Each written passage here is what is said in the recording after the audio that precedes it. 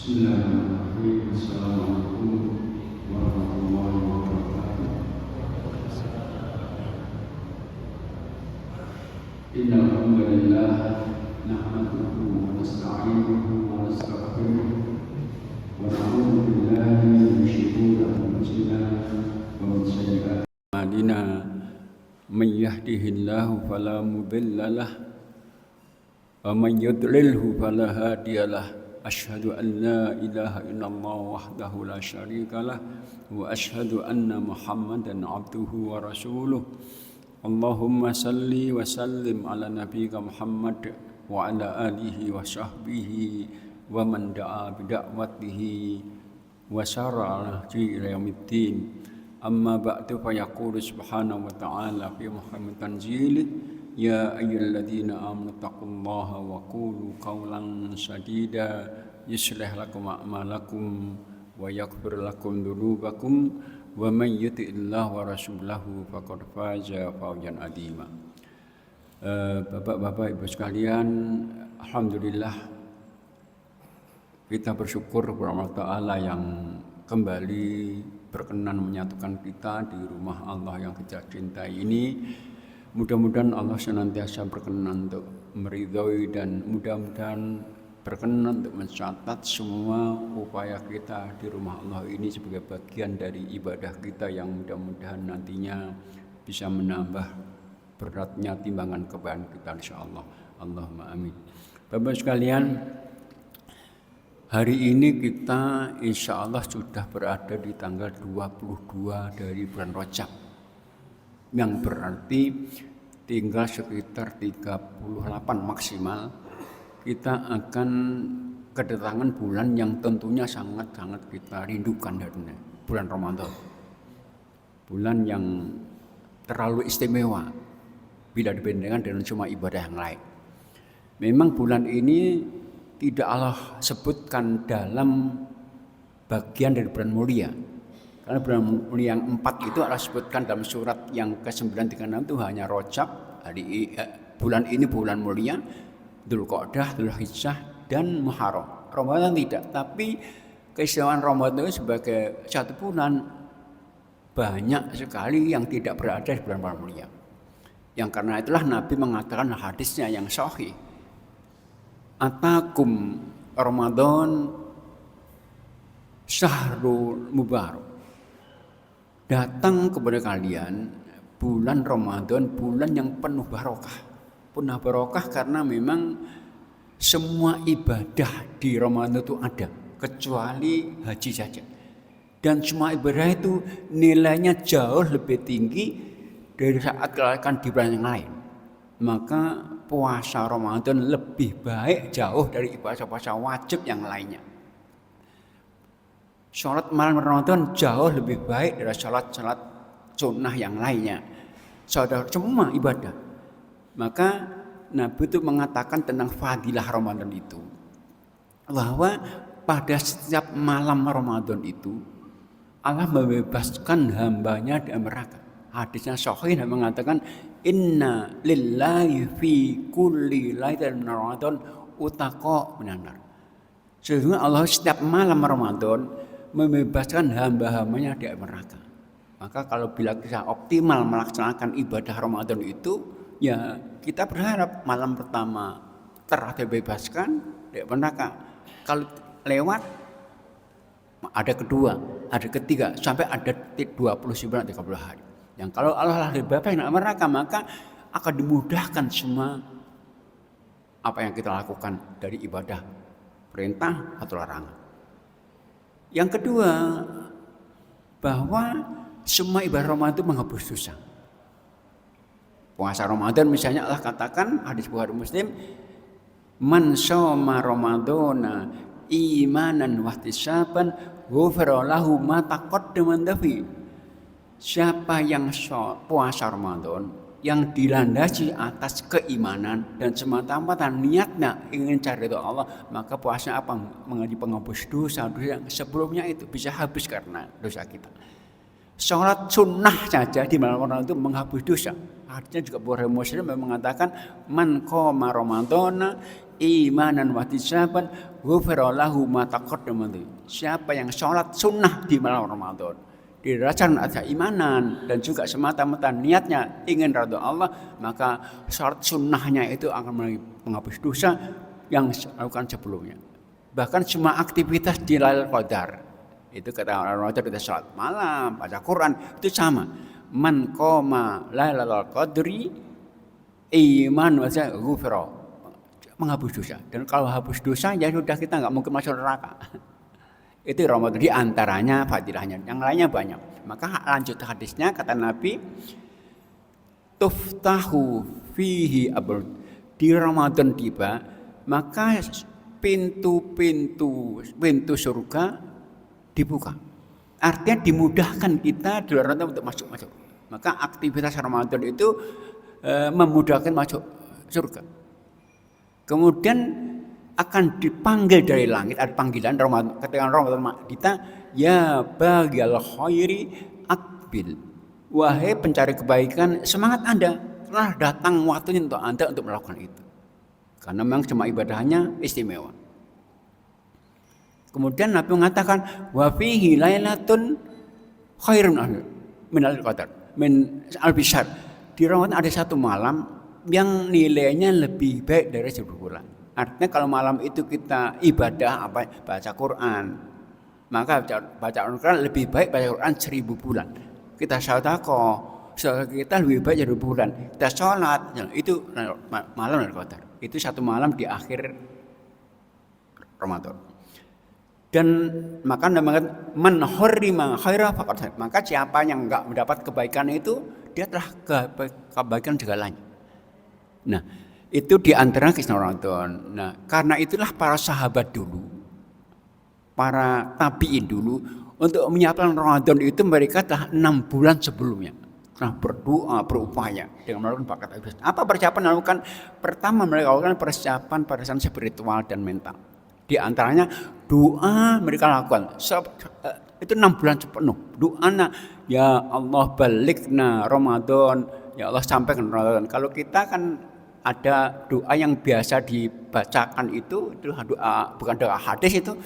Allahumma barik lana fi Rajab wa Sya'ban, itu Rajab. Pada para sahabat itu 6 bulan sebelumnya. Dan mereka telah melakukan banyak aktivitas baik. Di antaranya apa? Mereka di awal 6 bulan sebelumnya sudah memperbanyak ibadah sunnah. Puasa ditingkatkan, sedekah ditingkatkan, Quran ditingkatkan. Untuk apa? Agar Ramadan tiba nanti sudah terbiasa.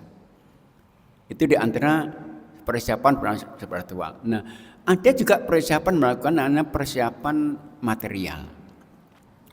Jadi hampir semua ibadah harta di Ramadan itu, sedekah kita, iftar, buka, itu nilainya jauh lebih besar. Maka Nabi mengatakan, afdhal sadaqati sadaqatun fi Ramadan. Sedekah paling terbaik itu Ramadan. Maka dijelaskan Nabi itu ke Ramadan, kata Ibnu Abbas dari Bukhari Muslim, kana Rasulullah sallallahu alaihi wasallam ajwatan nas wa kana ajwata ma yakunu fi Ramadan. Nabi itu orang paling dermawan sekali. Tapi ketika Ramadan tiba memuncak, digambarkan itu karihil, angin berhembus kencang saking banyaknya, karena nilainya lebih. Quran semua perbanyak. Tapi juga semua ibadah ya. Nah, kemudian tentunya satu persiapan yang juga perlu kita lakukan namanya persiapan ilmu. Kenapa? Dulu pernah sampaikan kaidah ibadah itu harus didahului ilmu dulu. Karena itu ayat pertama turun Iqra, sebelum turun ayat ibadah. Nah, ilmu semua ibadah. Ya ilmu puasanya tentunya, ilmu tentang sholat malamnya, ilmu tentang sedekahnya, ilmu tentang itikafnya, untuk dalam menjalankan qadar, itu cuma butuh ilmu semuanya. Nah, kita akan mencoba untuk membahas ini. Nah, ibadah teristimewa di Ramadan itu puasa. Teristimewa. Kenapa istimewa? Karena ibadah ini nilainya tidak dibandingkan dengan semua ibadah. Kalau ibadah selain puasa itu dilipat gandakan maksimal 700 kali lipat. sedekah misalnya, sholat. Tapi untuk puasa kelipatannya tidak ada batas akhirnya. Maka itu ada hadis Bukhari Muslim, Nabi mengatakan hadis qudsi ini, kullu amali bini adama yudha'af. Setiap amal baik hamba Allah dilipatkan karena. Jadi seorang muslim kalau melakukan kebaikan satu mesti dilipatkan minimal 10. Tapi maksimal 700 kali lipat. Ila sab'i mi'at lipat. Kata Allah, illa sauma, kecuali puasa saja. Aku yang akan memberikan kelipatan itu. Enggak ada batasnya.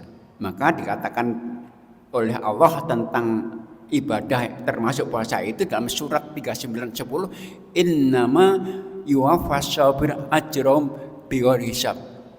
Dia akan disempurnakan pahala dengan kelipatan kesempurnaan yang tidak ada batas akhirnya. Karena itulah ada seorang sahabatnya namanya Abu Umamah pernah suatu saat minta nasihat Nabi dan mengatakan begini, ya Rasulullah, murni bi amrin yanfa'uni billah. Perintahkan aku Nabi untuk melakukan satu ibadah saja yang dengannya aku dapat pahala besar. Maka pesan Nabi, alaika bisawmi fa innahu la mathala. Puasalah Anda karena ini enggak ada tandingnya. Maka kalau kita nanti Ramadan, kita akan tentu mendengarkan banyak hadis-hadis sahih menjelaskan pahala puasa. Di antaranya menghapus dosa. Dosa kita karena kemaksiatan kita, dosa kita karena kita tidak memberi hak keluarga kita, dosa kita karena salah interaksi tetangga, itu semua dihapus dengan puasa. Kata Nabi, fitnatur rajuli fi nafsihi wa malihi wa jari'uka. Kesalahan orang atas dirinya sendiri atau tetangganya atau dengan hartanya itu dihapus dengan puasa. Itu puasa. Hadisnya Bukhari Muslim. Puasa itu juga kata Nabi akan menjamin kebahagiaan dunia dan akhirat sekaligus. Hadisnya Bukhari Muslim. Lis-shaimi farhatani. Manusia itu kalau puasa akan langsung dijamin dua kebahagiaan. Farhatun inda fitri, pertama ketika dia berbuka, di samping bukan saja dapat air setelah haus, tapi doanya enggak tertolak. Dan ketika nanti ketemu Allah, indah liqa'i. Kenapa? Pahalanya enggak tertandingi, enggak terbatas, dan disiapkan satu pintu khusus namanya royan, hanya untuk puasa saja. Kemudian puasa itu juga kata Nabi, dia junnah di Bukhari. Junnah itu ada pembenteng. Yastajinnu biha minan nar. Bihi minan. Dengan puasa dia bisa membentengi dirinya dari jeratan api neraka. Dan sekian lagi banyak sekali lagi fadilah puasa. Namun jemaah sekalian, pahala puasa yang begitu banyak tadi tentu baru akan Allah berikan kalau puasa kita benar. Nah, puasa benar itu secara global adalah puasa yang total, bukan yang parsial. Artinya puasa itu memang secara syariat artinya menahan diri untuk enggak makan, enggak minum, enggak berhubungan suami istri mulai subuh sampai maghrib. Itu secara definisi syariatnya. Tapi secara nilai puasa itu ada menahan diri dari semua syahwat anggota badan. Ya, syahwat perut kita, syahwat kelamin kita, syahwat mata kita, syahwat kaki, semua syahwat. Karena kalau orang puasa cegar enggak makan minum, tapi lisannya masih bohong, ngerasani, enggak ternilai. Ada hadis sahih yang mengatakan man lam yada qaula zuri wal amala bihi falaisa lillahi hajatun min an yada ta'amahu wa syaraba.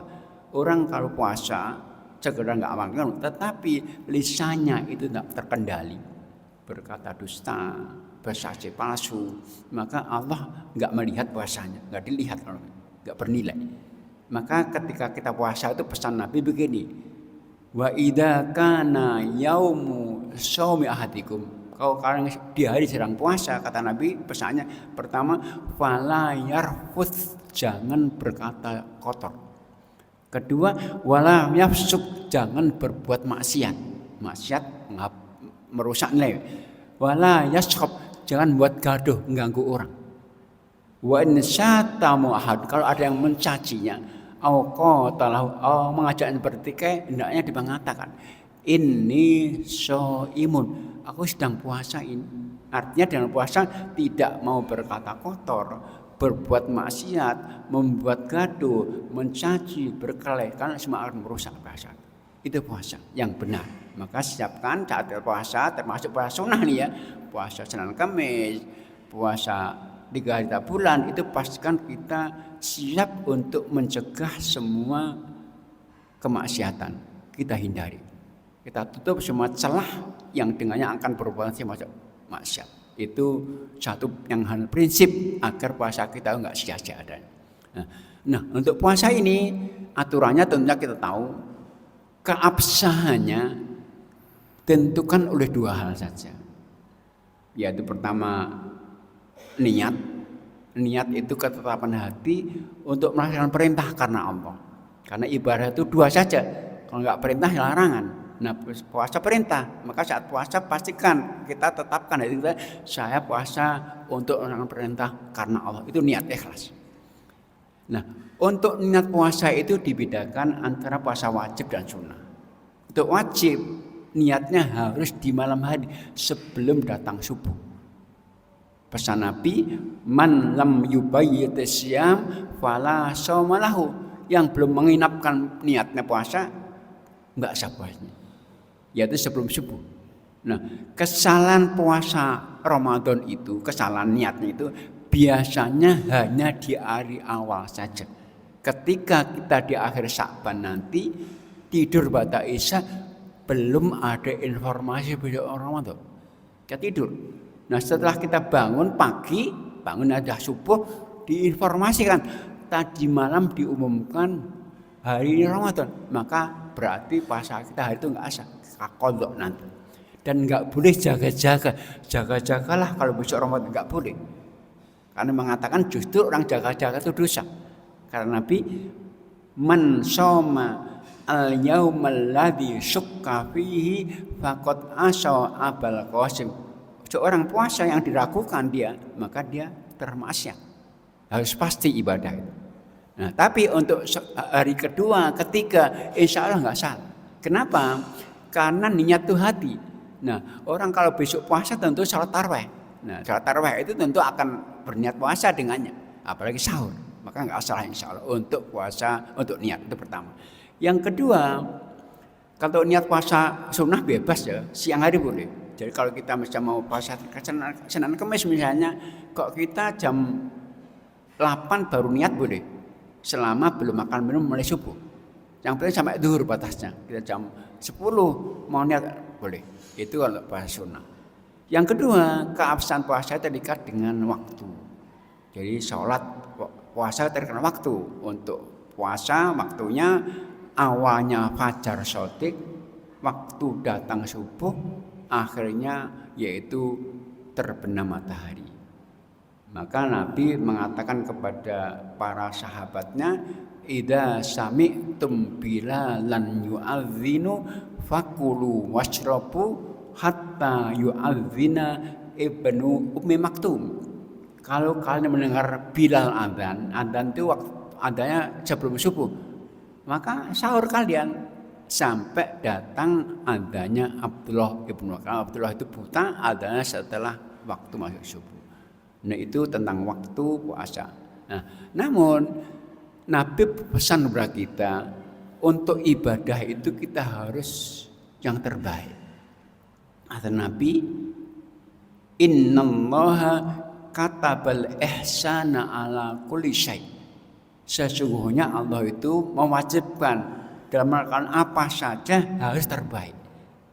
Dicontohkan itu nyembelih pun harus baik, apalagi puasa. Nah, untuk kebaikan puasa itu kaitan dalam proses, yaitu kaitan ikut sunnah Nabi. Apa sunnah puasa itu biasa? Sunnah itu ada yang sederhana, tapi ini menyempurnakan puasa.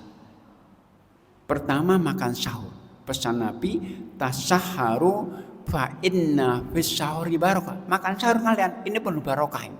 Artinya kalau nggak sahur berarti banyak hilang barokah kita. Nah, sahur itu bahasa Arab artinya makan atau minum, itu sahur, aktivitasnya.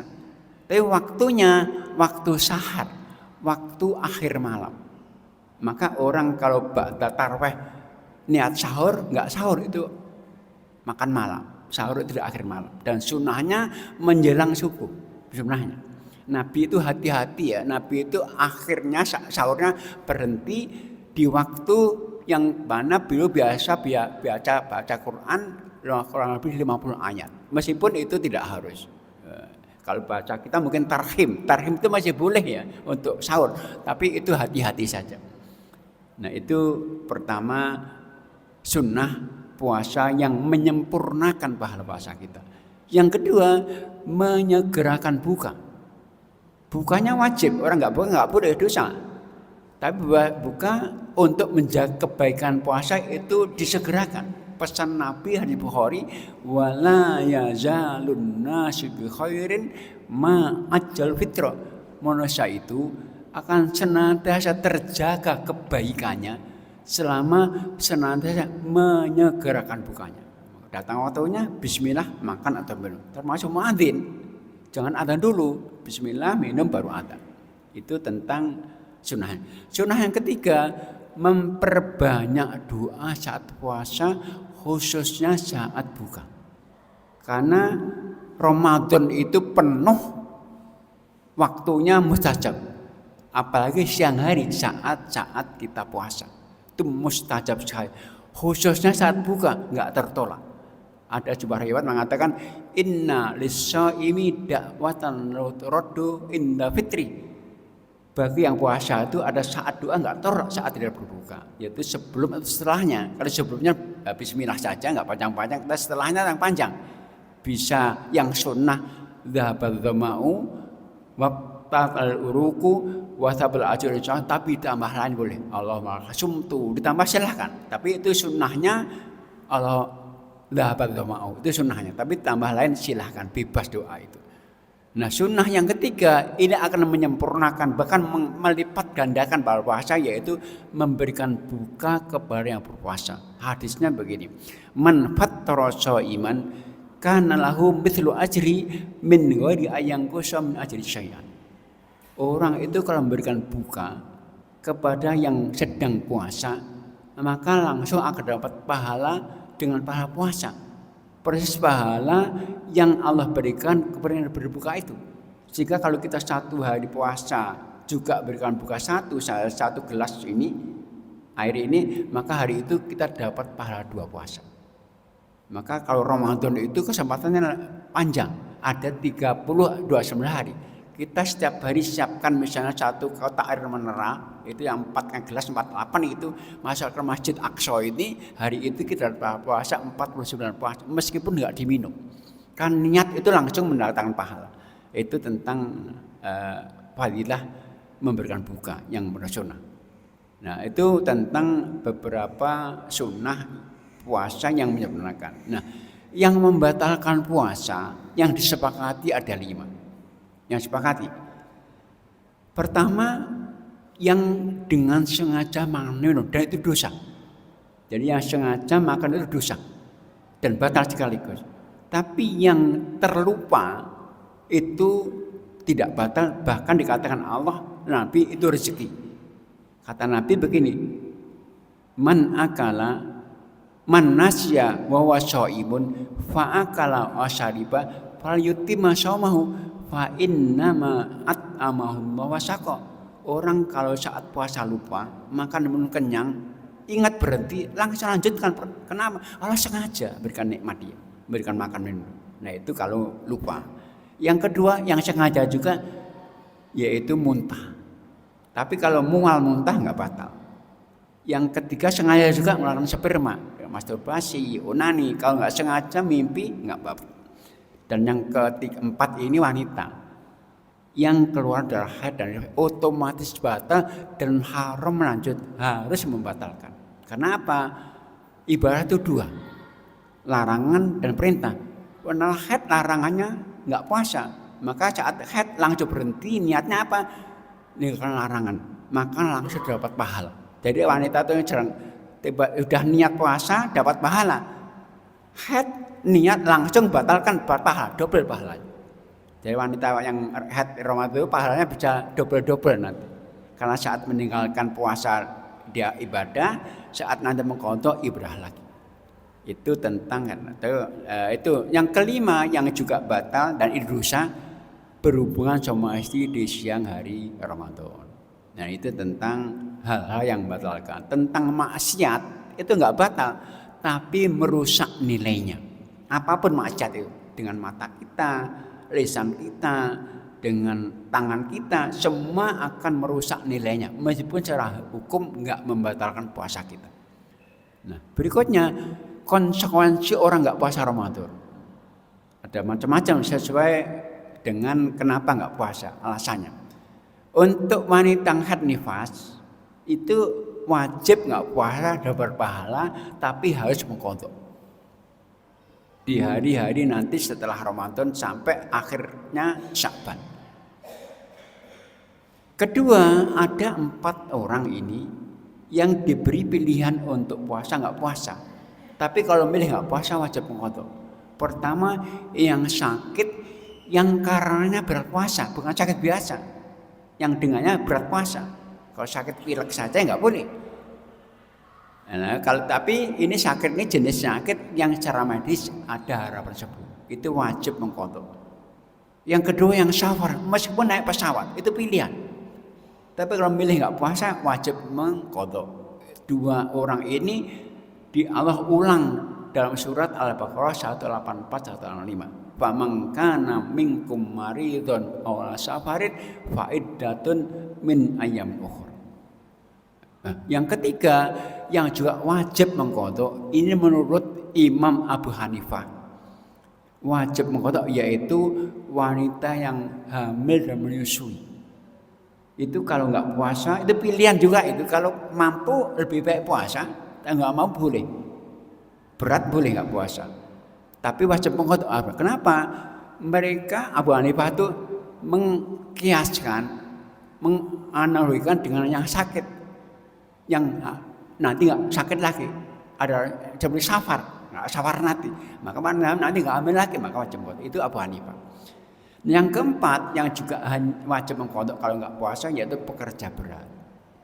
Apapun bentuk kerja itu juga kalau saat Ramadan kerja berat boleh nggak puasa tapi wajib mengqadha. Nah golongan yang ketiga ini juga 4 orang juga sifatnya juga opsional, boleh milih tapi wajibnya nggak qadha tapi fidyah. Pertama yang sakit dan berat, dan sakitnya sakit yang secara medis sulit sembuh, sakit yang kronis, sakit yang akut, itu puasanya nggak puasanya diganti dengan fidyah saja.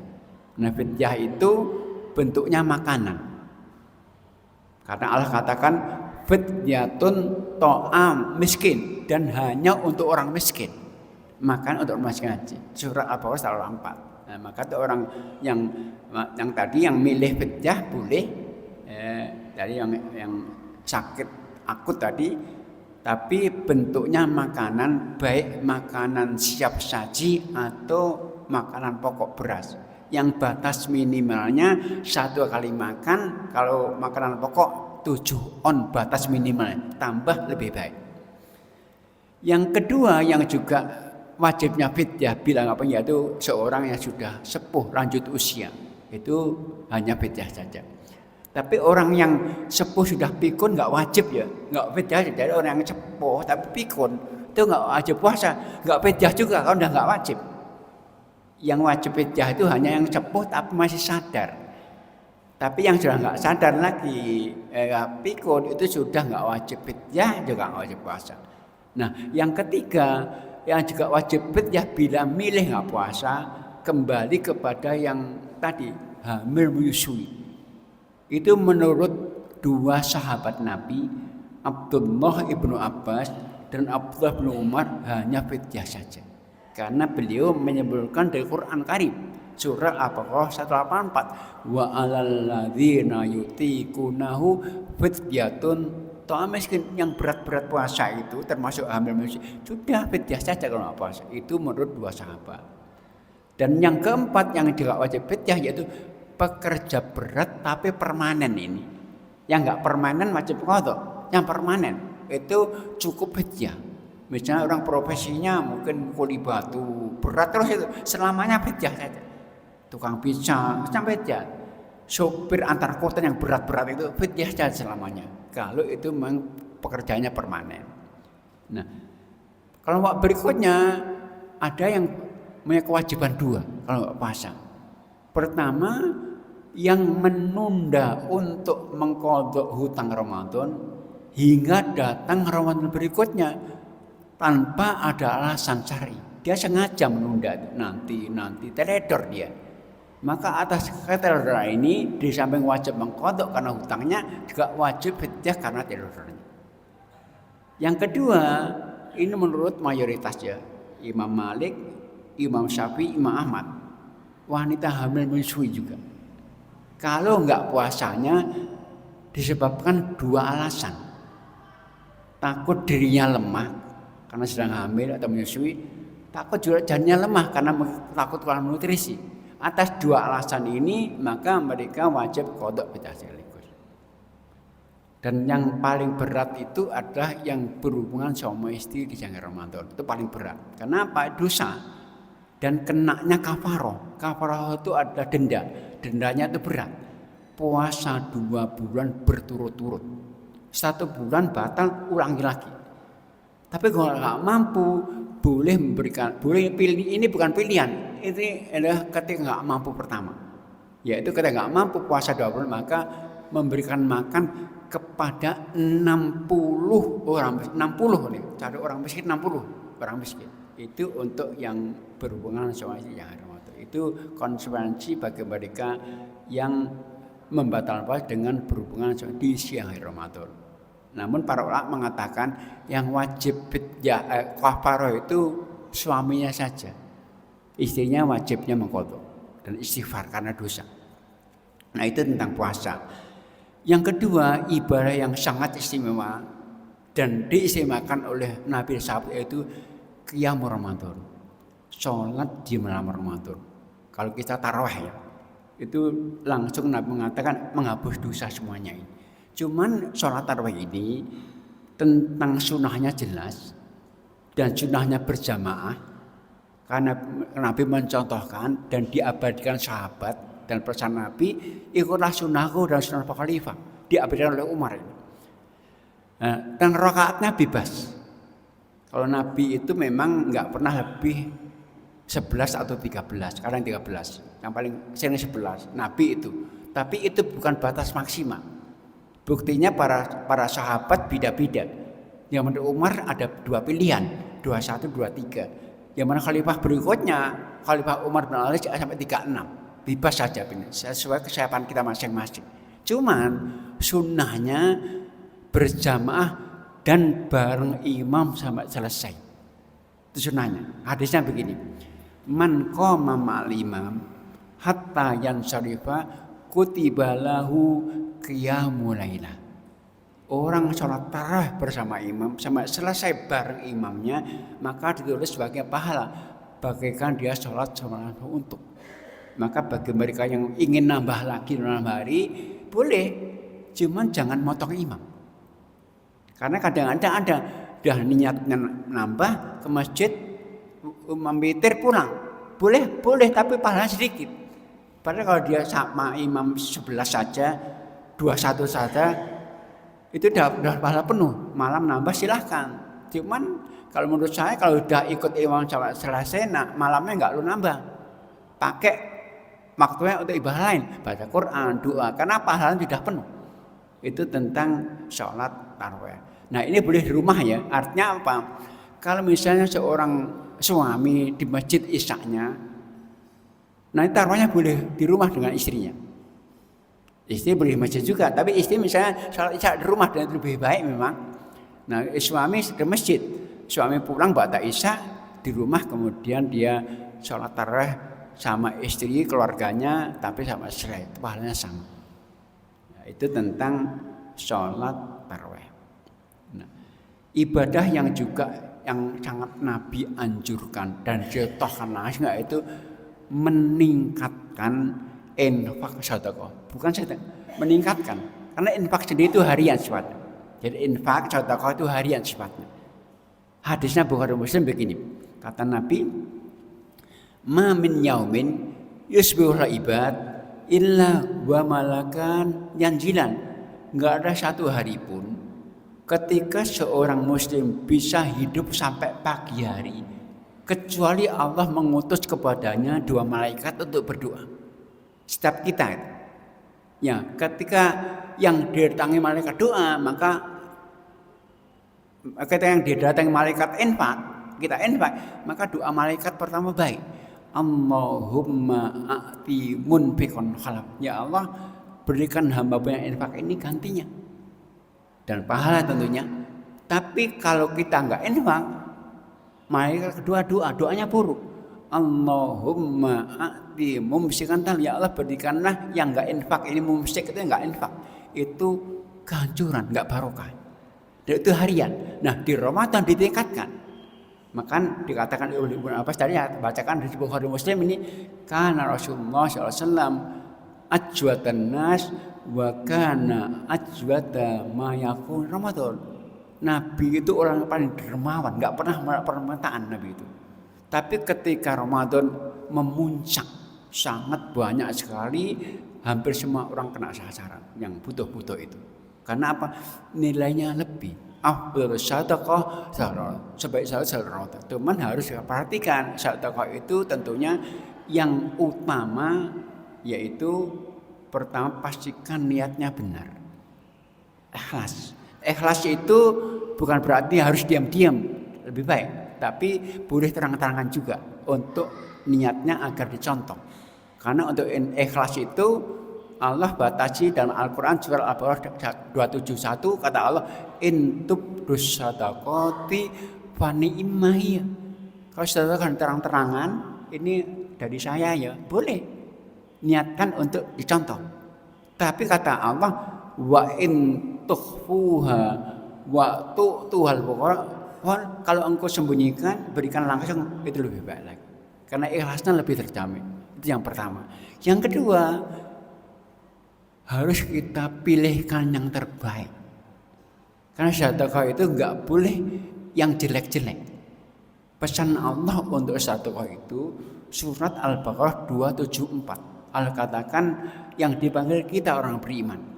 Ya ayyuhalladzina amanu anfiqu min thayyibati ma kasabtum wa mimma akhrajna lakumul ardi wa la tayammamul khabitha minhu tunfiquna wa lastum bi'akhidhihi illa an tughbidu fi. Wahai orang beriman, infaklah kalian dari yang baik-baik saja dari penghasilan kalian itu, dan dari yang kamu lakukan untuk dari bumi untuk kalian, dan jangan memilih yang buruk-buruk infakkan. Allah enggak suka. Karena infak untuk Allah. Bahkan dengan tegas Allah katakan infak sedekah kita itu akan memberikan kebajikan kalau yang kita infak yang kita cintai, bukan kita enggak mau. Itu awal juz 4 ya. Ali Imran 92 Allah katakan lan tanal birra hatta tunfiqu mimma tuhibun. Kan enggak mungkin mendapatkan kebajikan infak sampai kalian pilihkan yang kita cintai aja. Itu pastikan itu. Maka persiapan untuk Ramadan kita bisa sisihkan dari kanan.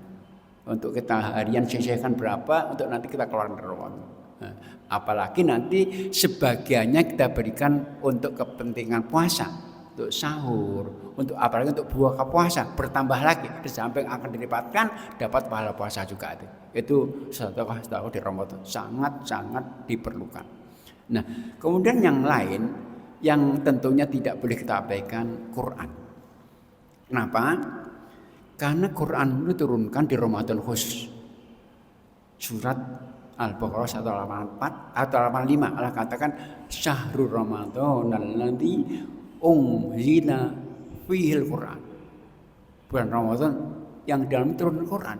Dan Nabi mengatakan begini, setiap Ramadan tiba, setiap Ramadan itu tentunya di Madinah ya, karena Ramadan itu kewajiban ibadah Ramadan di Madinah dulu. Kata Nabi setelah Ramadan tiba, itu Jibril datang. Untuk apa? Untuk mengkaji Quran. Berapa hari? Kalau disebut Nabi kadang 10, kadang 20 hari. Nah, cerita Nabi ini, kisah Nabi ini, hadis Nabi ini menunjukkan, isyaratkan agar kita pun jadikan Ramadan sebagai momentum untuk menyeluruhkan sebagai sahabat kita. Quran turunkan khusus untuk hidayah, petunjuk, untuk kebaikan kita. Cuman Quran untuk petunjuk ini tentunya ada prosesnya yang harus dilakukan. Nah, semua proses ini agar Quran jadi petunjuk itu semua berpahala besar. Apa itu? Ada 5. Duluan sampaikan di apa? Pertama, belajar dan mengajarkan. Ya belajar membacanya, tajwidnya, maknanya, dan mengajarkan sekaligus. Itu kata Nabi, khairukum man ta'al Quran wa al. Sebaik-baik kalian itu ukuran yang mau belajar mengajar Quran. Maka kalau Ramadan kita bikin target Quran itu. Kita belajar pekanan atau 3 hari sekali, itu target. Kedua, kita targetkan juga membaca dan mendengarkan. Kalau dalam Ramadan mungkin kita target 1 juz, Ramadan tingkatkan. Karena catat begini, Imam Syafi'i itu Ramadan itu semua aktivitas yang lainnya dikurangi, Quran diperbanyak. Maka disebutkan Syafi'i itu 1 hari khatamnya 2 kali. Khatam Quran 2 kali. Imam Syafi'i 6 kali. Nah, karena apa? Ramadan memang khusus Utsman sahabat semua memang khusus Al-Quran. Karena Ramadan memang dikatakan bulan Al-Quran. Membaca dan mendengarkan. Dan jangan menunggu kesempatan. Kita target, kita rancang, kita rencanakan 1 hari kita waktu khusus 1 jam, setengah jam misalnya pagi hari pada subuh atau pada asar nanti khusus Quran, membaca dan mendengarkan. Pahalanya besar sekali. Itu yang kedua. Yang ketiga yaitu menghafal dan menjaganya. Di Quran kita jadikan momentum kita menambah hafalan. Baru enggak banyak, silakan, tapi kita juga pastikan kita menjaga yang sudah hafal. Dan ini pahala besar. Semakin sulit menghafal Quran, semakin pahala besar. Semakin sulit berarti mengulang-ulang, berarti membaca 1 huruf 1 kebaikan. Jangan enggak hafal-hafal, itu nikmat. Allah sengaja agar Allah memberikan pahala besar. Kemudian itu yang ketiga, yang keempat ya jadi belajar mengajarkan, belajar mendengarkan, menghafal. Kemudian yang keempat yaitu mengkajinya, mudarasah. Bukan sekedar tadarus saling membaca, bukan, mudarasah itu saling mengkaji. Dan ini yang lebih besar pahala. Kenapa? Nabi mengatakan begini, ma min qaumin majtama'a qaumun fi baitin baitillah yatluna kitaballah wa yatadarasuna bainahum. Enggak ada satu kaum sengaja berkumpul ini untuk mengkaji Quran, maka Allah berikan 4 hal. Pertama, hafat umul malaikat. Allah mengutus malaikat untuk menjaganya, mengelilinginya, dijaga malaikat kita, didoakan malaikat kita. Yang kedua, wasyatul rahmah. Allah akan liput dengan rahmatnya. Ini butuhan kita rahmat itu. Yang ketiga, nazalat, Allah akan turun ketenangan di hati mereka. Dan yang keempat ini, wa dzakarahumullahu biman, Allah akan menyebut nama-nama kita di hadapan malaikatnya di langit. Jadi Allah bangga sekali kalau kita mengkaji Al-Quran. Siapkan setiap pekan sekali kita datang ustadz bersama mengkaji, itu baik. Dan yang terakhir ini tentunya tujuan Quran yaitu ditadaburi untuk dilaksanakan. Dan Quran turun untuk itu. Untuk ini Allah katakan untuk kepentingan Quran ini surat yang ke-38 ada 9, kitabun anzalna ilaika mubarakun liyadabbaru. Quran turunkan cukup penuh barokah ini, cuma barokah, tapi untuk dihayati, dimaknai, dihayati, dilaksanakan. Itu tadabbur. Nah, ini 5 aktivitas yang mungkin sudah kita bisa rencanakan, kita targetkan Ramadanan agar benar-benar kita dimasukkan Allah pada golongan ahli Quran yang itu menentukan derajat kita Allah. Itu Quran. Yang lainnya silahkan ya, semua aktivitas. Cuman jangan lupa ya, puncak Ramadan itu ada di akhirnya. di 10 akhir Ramadan. Itu puncaknya. Kenapa puncak? Karena di satu malamnya itu enggak jelas dirahasiakan. Satu malam ada Lailatul Qadar. Yang nilai ibadah kita malam itu adalah senilai lebih baik dari ibadah 1000 bulan. Maka saat kita 10 akhir Ramadan, pastikan kita tidak sia-siakan dengan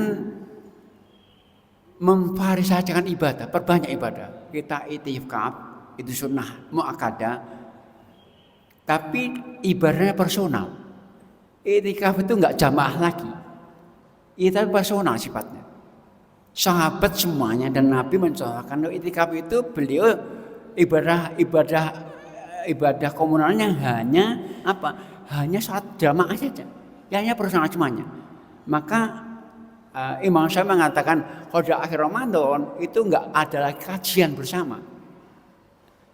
Imam Syafi'i sudah dimakruhkan lagi Imam Syafi'i untuk personal semuanya. Parasiasikan. Ya apa itu ya? Zikir sendiri, salat sunnah sendiri, baca Quran sendiri, sedekah semua sendiri, doa sendiri. Untuk apa? Bervariasi. Kenapa? Agar nilainya nanti setiap ibadah lebih bulan. Baca Al-Quran kita lebih bacaan 1000 bulan, sedekah semuanya. Maka Nabi saat itikaf itu marah ketika ada yang baca keras. Jadi Nabi saat beritikaf, ya dia sahih ini. Nabi itikaf itu bawa teman-teman dipakai korden Nabi. Di pojok masjid Nabi pakai korden. Kalau sholat jamaah keluar baru. Nah, saat belum lagi itikaf, ya zikir, sholat sunnah, doa di situ ya Quran.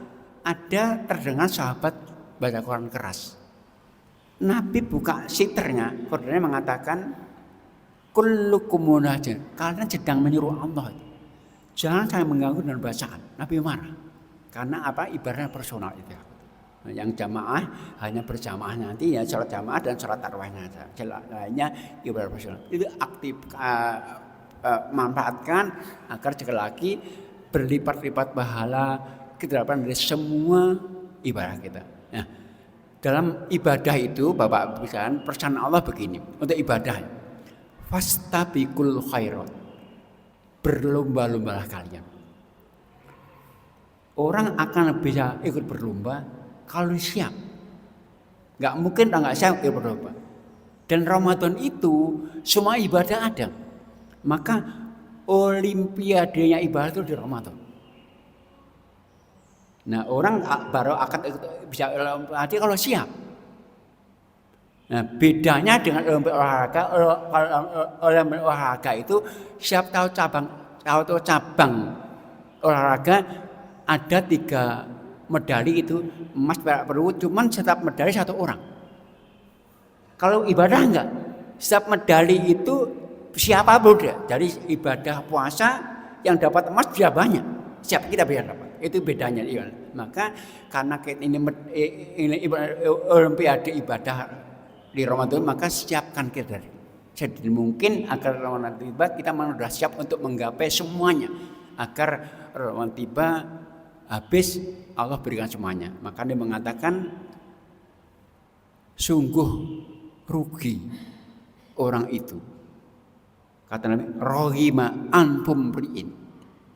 Sungguh rugi seorang itu kalau Ramadan tiba semata dosanya enggak habis. Nah, cuma menghabisnya enggak habis. Kenapa? Enggak optimal. Nah, maka diharapkan sekali lagi kesiapan kita itu akan memberikan faktor yang bisa membantu kita untuk nanti kita menghadapi Ramadan yang tidak jauh lagi. Kalau sahabat itu 6 bulan sebelumnya kita masih ada waktu ini kurang lebih 1 bulan lebih sedikit kita optimal untuk persiapan sehingga Allah nanti menurunkan kita mencoba Ramadan dan melaksanakan ibadahnya. Mungkin sementara itu, monggo kalau ada yang menambahkan silakan. Monggo silakan.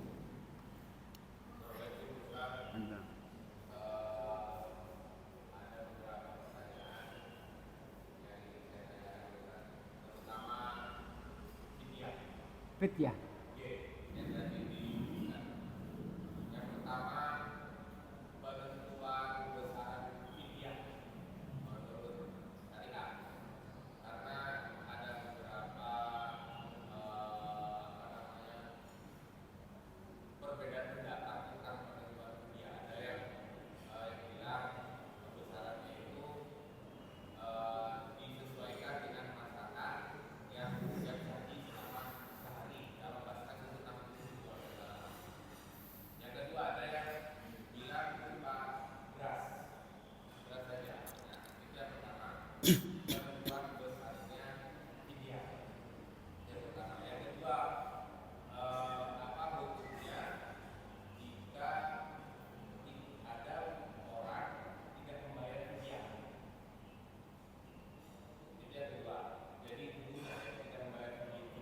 nggak membayar fidyah.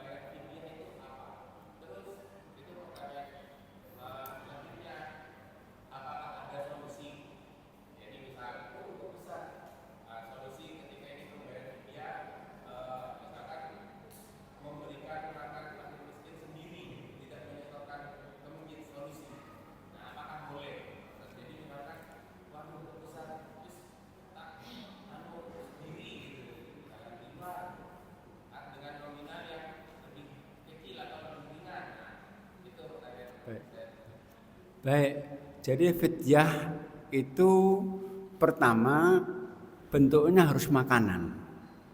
Makanan itu bisa makanan pokok kalau kita beras atau makanan sesaji, yaitu makanan. Kenapa? Karena ayatnya begitu. Qur'annya surat Al-Baqarah 184. Wa 'alal ladzina yutiqunahu fidyatun ta'amu miskin. Yang nggak mau puasa itu fidyahnya makanan untuk orang miskin. Nah, makanan ini sekali semua sepakat boleh makan pokok siap saji. Ya. Untuk yang siap saji contohkan Anas bin Malik itu seorang sahabat usianya lanjut 90 tahun lebih. Satu saat itu belum nggak puasa, tapi fidyahnya apa? Bentuknya siap saji, tapi untuk menjamin bukanya orang miskin. Makanan satu kali buka. Jatuh makanan. Jadi karena tapi untuk yang siap saji pastikan sasarannya belum makan, nggak siap. Jangan sampai double nanti mubatir nanti. Maka Anas menjamin orang miskin nanti bukannya kamu yang aku jamin. Nah, jadi sekali lagi ini kalau siap saji satu kali makan minimal. Nah, kemudian kalau makanan pokok minimal sepakat ini 7 on saja. Dari beras yang biasa kita konsumsi. Nah, tapi Allah katakan faman tatawwa khairan, yang memberikan lebih bagus. 1 kilo tambah uang, 2 kali makan, 3 kali makan, sahur dan bukan sekaligus boleh. Tapi sekali lagi minimalnya ada, maksimalnya nggak dapat. Itu tentang mereka nggak mau bayar, tentunya berarti punya hutang puasa. Kan fidyah itu kan konsekuensi bayar puasa. Itu fidyah itu sama mengkodok. Maka kalau orang nggak mau fidyah berarti puasanya tetap dari tanggungan dia. Nah, itu kurang. Nah, fidyah boleh langsung diberikan berdasarkan, nggak harus lewat panitia. Anak langsung, nggak langsung. Tapi boleh panitia juga. Cuman masalahnya fidyah jangan dititipkan ke masjid. Kalau bentuknya buka puasa. Kenapa? Fidyah kata Allah hanya untuk orang miskin yang buka puasa. Dokter pun buka juga puasa kan dia kaya kan. Jadi fidyah itu jangan ke masjid. Orang miskin saja. Karena yang buka puasa masjid orang pakai mercy pun buka puasa itu langsung sasarannya. Jadi itu apa? Ada yang lagi itu nggak? Baik, ada yang lain mungkin? Iki buka nggak?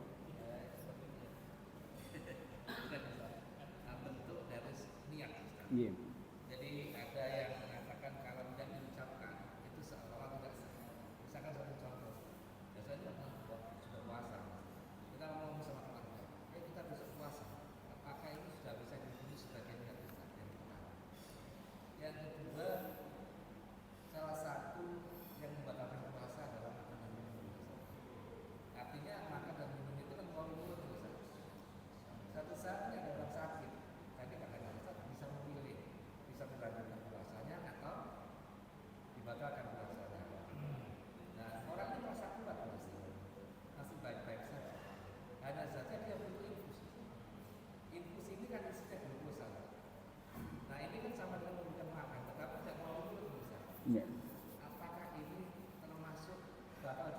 Baik. Baik. Baik, yang pertama ini sepakat semua ulama termasuk Syafi'i. Niat itu adalah kerjaan hati. Nggak ada kaitan dengan jari, kaitan dengan pergerakan mulut. Nggak ada kaitannya. Hati, maka dikatakan manhamma. Apa yang kerentek hatinya kebaikan dapat pahala. Kerentek pahala. Maka Imam Syafi'i mengatakan orang kalau sholat wajib niat hati sholat apa? Tapi wajib memulai dengan Allahu Akbar. Bukan dengan usolli. Imam Syafi'i. Orang mau sholat duhur wajib niat hati sholat duhur. Tapi wajib memulai dengan Allahu Akbar. Orang kalau haji wajib niat hati. Wajib niat hati. Tapi sunnah mengucapkan labbaik Allahumma. Nah ini ucapan bukan niatnya. Kalau nggak pakai labbaik boleh nggak? Boleh. Itu sepakat ulama. Tapi boleh kalau ucap itu perbedaan.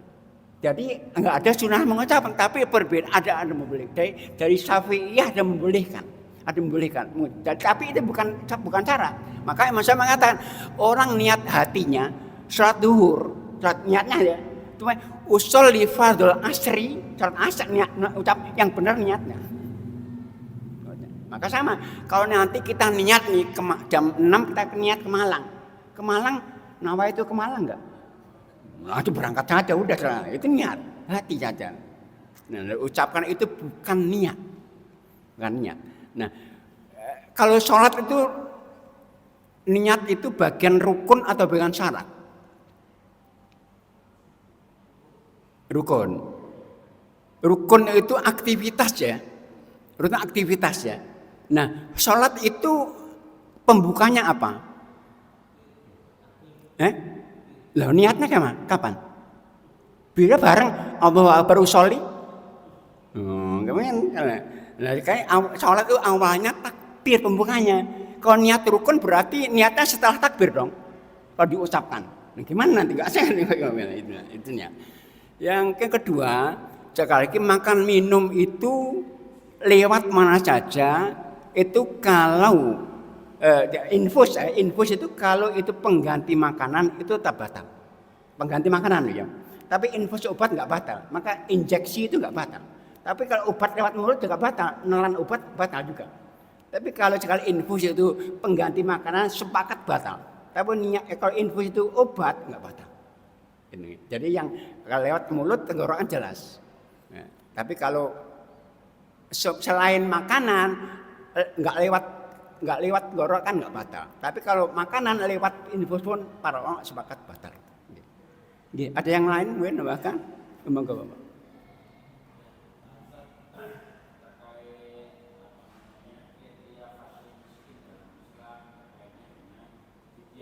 Fidyah.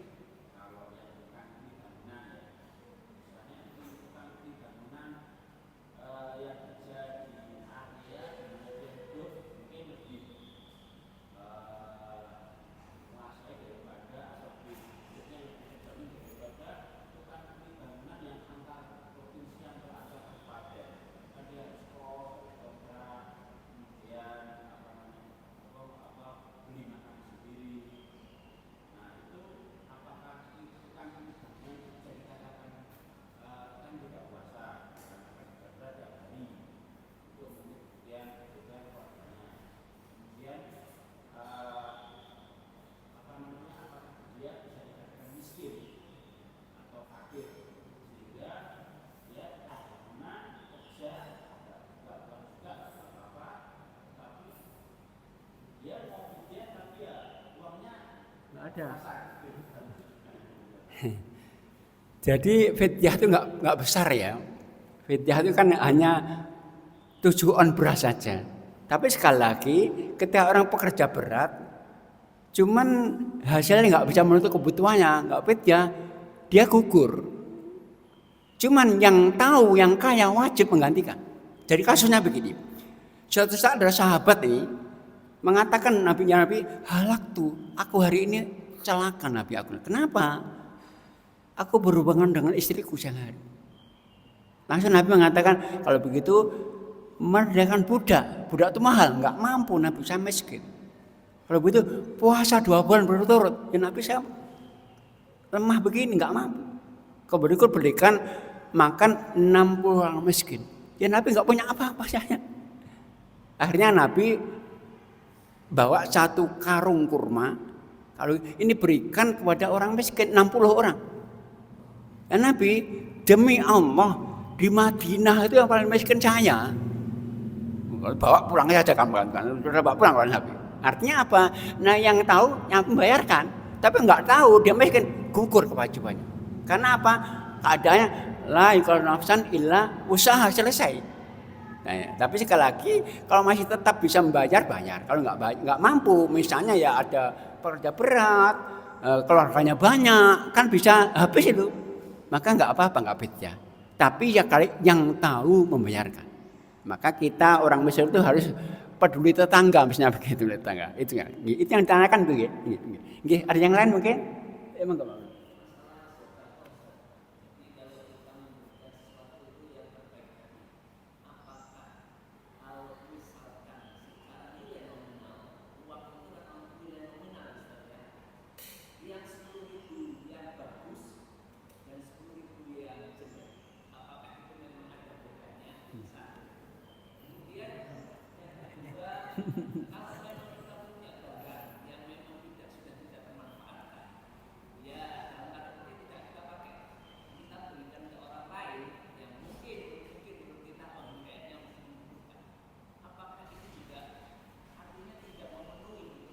Baik.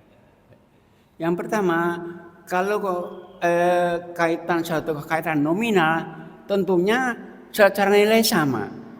Tapi ketika kita memberikan kesenangan orang itu bertambah. Orang miskin kasih 10 lusuh dengan baik, senang mana dia? Jadi kita misalnya, kita punya uang baru, uang lusuh senang yang mana? Nah, memberikan kesenangan itu pahala sendiri gitu loh. Sendiri. Jangan